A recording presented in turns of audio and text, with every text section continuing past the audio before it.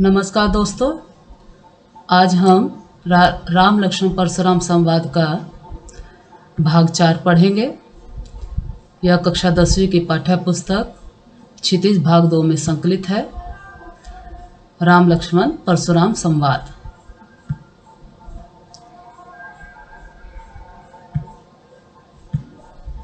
इसके रचनाकार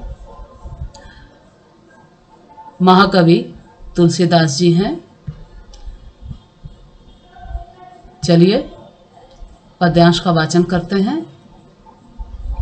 कौशिक सुनहु मंद येहु बाल को, कुटिलु काल बस निज कुल घाल को।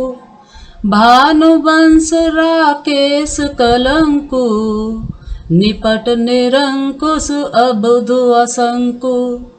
काल कवलु होई क्षण माही, कहो पुकारी खोरी मोहि नाही।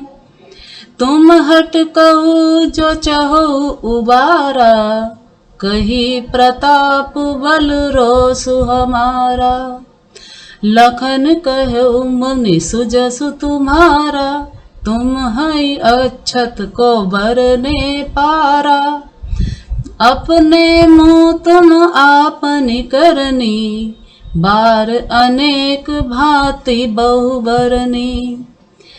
नहीं संतोष तपुनि कछु कहु, जनि रिस रोकि दुसह दुख सहु। वीर व्रती तुम धीर अछोभा, गारि देत न पावहु शोभा। सूर सबर करनी करही, कहे न जनावैया। विद्यमान रन पाई रिपु, कायर कथई प्रताप, कायर कथई प्रताप। इस पद्यांश का भावार्थ इस प्रकार है। लक्ष्मण के व्यंग्य वचनों को सुनकर परशुराम जी विश्वामित्र जी को संबोधित करते हुए कहने लगे। कौशिक, कौशिक जो है विश्वामित्र जी का नाम है। हे विश्वामित्र जी, सुनहु मंद येहु बालको। हे विश्वामित्र जी, सुनो यह बालक मंद बुद्धि है, मूर्ख है। कुटिलु काल बस निज कुल घाल को, और कुटिल है। यह काल के वश होकर अपने कुल का घातक बन रहा है।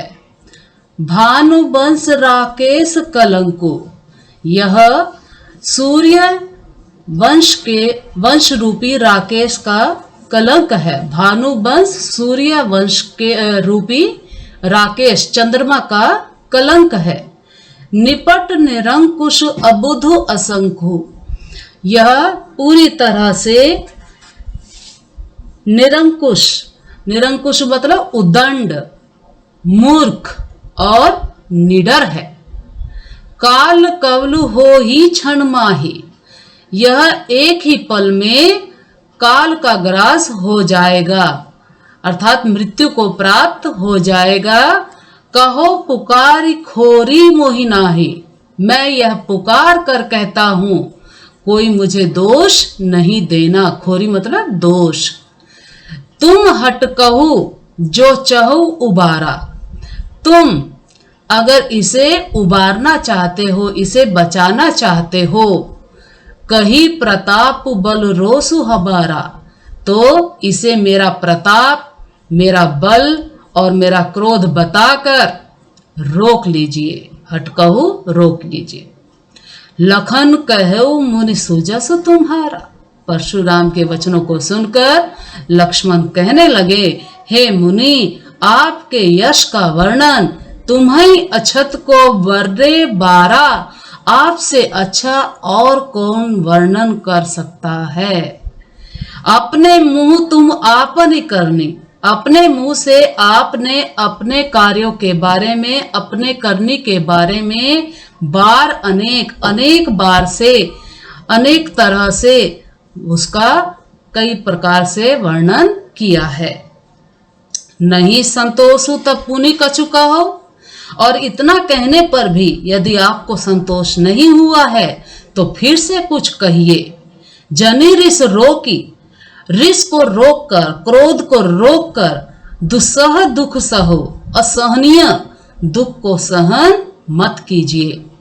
वीर व्रती तुम धीर अछोबा, आप वीरता का व्रत धारण करने वाले, धीर धैर्यवान और अछोभा, अछोभा मतलब अक्रोधी हैं, क्षोभ रहित हैं।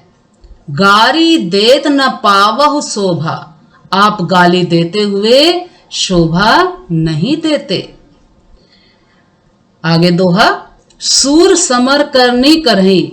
इस दोहे में लक्ष्मण वीर योद्धा की विशेषता बताते हैं। क्या कहते हैं कि जो वीर होते हैं, जो शूरवीर होते हैं, वे युद्ध में अपने कार्यों के माध्यम से अपनी वीरता का परिचय देते हैं।